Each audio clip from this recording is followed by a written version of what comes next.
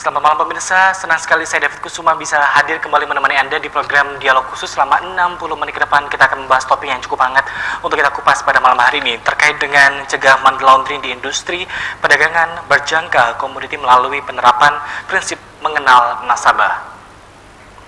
Baik, untuk kali ini saya sudah bersama dengan 3 narasumber kita. Yang pertama ada Kepala Bapepti Kementerian Perdagangan, ada Bapak Bakhrul Khairi. Kemudian yang kedua ada Bapak Stefanus Paulus Lumintang selaku Direktur Utama Bursa Berjangka Jakarta atau BBJ. Dan yang ketiga ada Bapak Megan Wijaya selaku Direktur Utama Bursa Komoditi dan Derivatif Indonesia BKDI. Baik pemirsa, sebelum kita lanjut membahas tema kita pada malam hari ini, sekilas saya akan bacakan pengantar topik saya.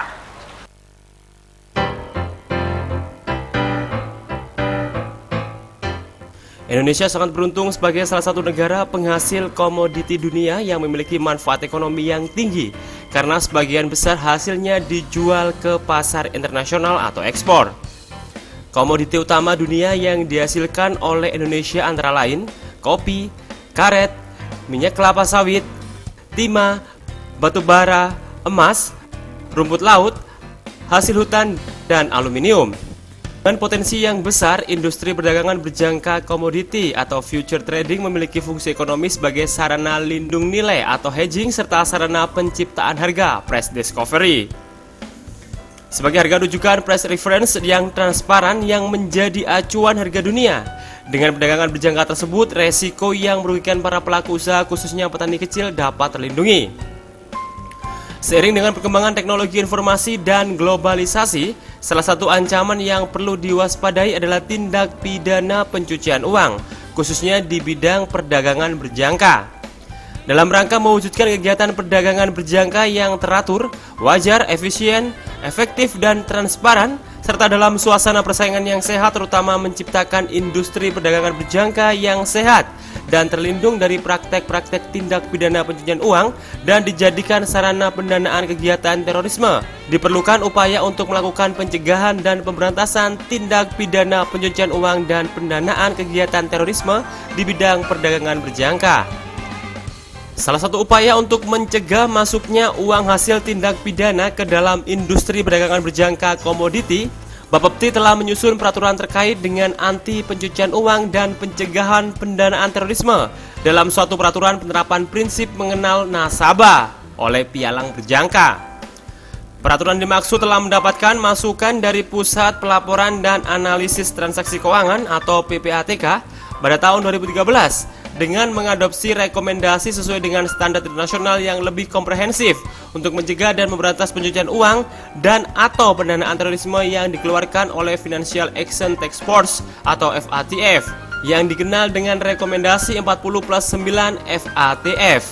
Rekomendasi tersebut juga digunakan oleh masyarakat internasional dalam penilaian terhadap kepatuhan suatu negara terhadap pelaksanaan program anti pencucian uang atau APU dan pencegahan pendanaan terorisme atau PPT.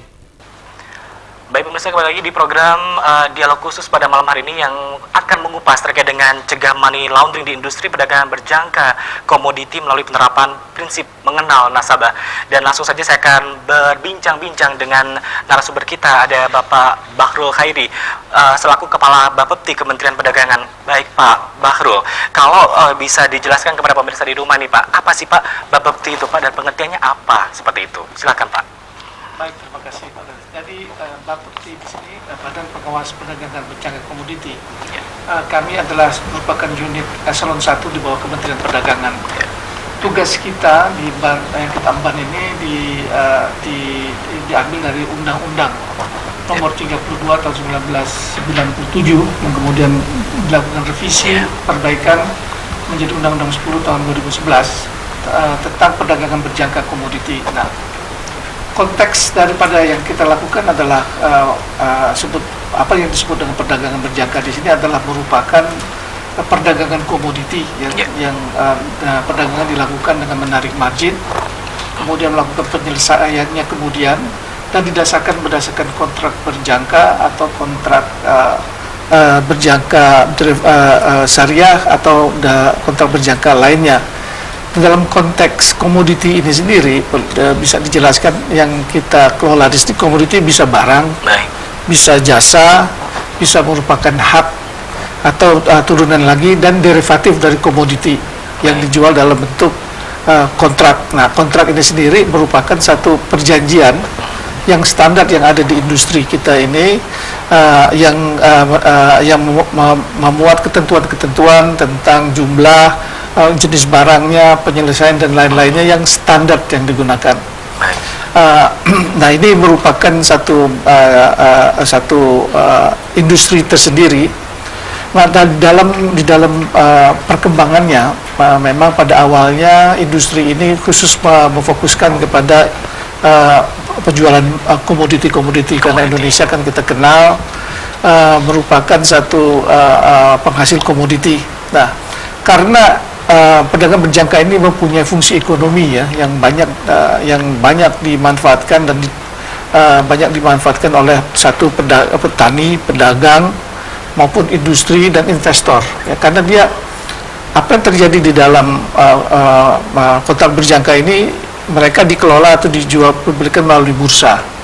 Dengan satu mekanismenya, ada lembaga clearingnya, kemudian ada pialang-pialangnya yang mendapatkan persetujuan, kemudian ada produk-produk ini begitu terorganize di dalam sistem ini, penjualan itu melalui pialang ada di bursa, sehingga kita memperoleh yang disebut dengan price discovery. Nah, price discovery ini antara pertemuan penjual pembeli di dalam bursa tadi menjadi referensi dari berbagai pihak.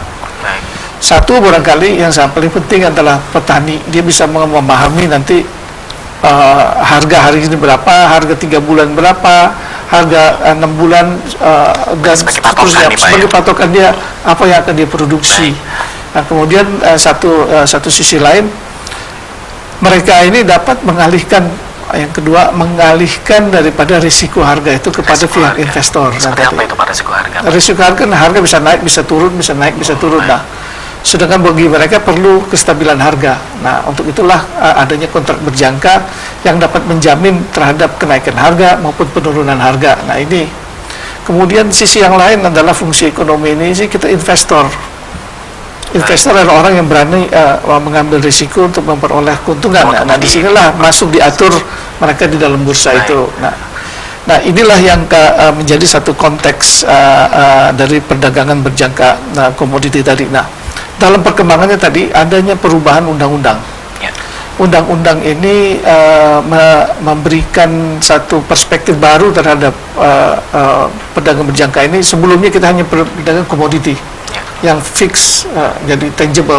Nah, kemudian masuklah unsur-unsur yang produk-produk yang intangible yang masuk di dalam pengaturan daripada undang-undang ini, termasuk di situ indeks, forex, kemudian emas loko London, kemudian single stock, ya. Kemudian juga ada change for difference dan lain-lainnya, juga termasuk juga mata uang, ya. Jadi sehingga industri ini begitu berkembang, jadi mencakup berbagai hal, pertumbuhannya cukup baik di industri ini. Karena kita lihat tahun lalu itu bisa tumbuh sekitar 7,1%. Banyak sekali nih, ya, tahun ini diperkirakan bisa sampai 7,2%, jauh di atas pertumbuhan ekonomi. Jadi artinya ini merupakan sesuatu yang baik. Kalau masyarakat Surabaya sekitarnya nih Pak, kalau memang ingin berdagang di bursa seperti itu, apakah memang para investor ini, calon investor ya Pak ya, apakah harus ke Jakarta dulu atau memang di Surabaya ini ada pusat seperti itu Pak untuk perdagangan tersebut Pak? Perkembangan daripada industri ini cukup menakjubkan, karena dulu mereka harus tradingnya ke Jakarta atau lewat melalui broker yang ada di Jakarta. Sekarang sudah online semua. Udah bisa ya Pak ya? Online, ya, tetapi memang ada broker-broker yang ini namanya pialang-pialang yang mempunyai kantor cabang di Surabaya, bahkan ada kantor pusatnya di Surabaya. Untuk itu malah para investor di sini, para nasabah dapat berhubungan dengan pialang-pialang yang ada di baik untuk kantor cabang atau pusat yang di Surabaya untuk merealisasikan minatnya untuk melakukan baik hedging atau investasi. Baik, sering dengan jalannya waktu nih Pak, menurut Bapak sendiri, apakah prospek komoditi ini akan cerah untuk masa kedepannya Pak? Oke, ini menurut saya justru sangat cerah sekarang, karena begini, salah satu yang terobosan yang akan kita lakukan adalah bahwa dari perdagangan yang sekarang yang ada yang sudah cukup berkembang, itu kurang lebih sekarang tahun lalu itu 6.500.000 juta lot ya penjualannya. Kita perkirakan sekarang 6,9 juta lot tahun 2016 ini. Ini masih akan bertambah lagi karena tahun depan itu kita akan juga membuka untuk tax amnesty ya, pemanfaatan tax amnesty untuk berdagang untuk komoditi kita di bursa-bursa. Baik. Di dua bursa yang kalau investor di Indonesia lebih condong kemana nih Pak?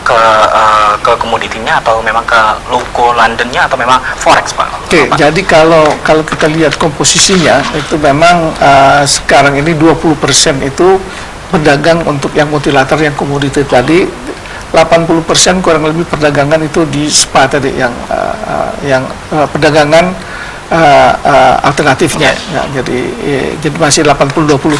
Tapi saya melihat nanti ke depannya dengan tax amnesty ini komposisinya bisa berubah. Sama rata nih Pak ya? Bisa sama rata mungkin nggak juga, tetapi dari 20% pasti akan meningkat menjadi 40-50 gitu. Sehingga adanya tax amnesty pasti ada penyimpangan nantinya Pak ya, yang terjadi di pasar derivatif seperti ini ya Pak ya? Bukan penyimpangan, justru akan uang yang masuk ke Indonesia itu bisa diinvestasikan ke berbagai alternatif, termasuk dengan di perdagangan berjangka komoditi. Baik, seperti itu ya. Baik Pak, kita break dulu ya Pak, memang ada iklan yang melewati yang satu ini.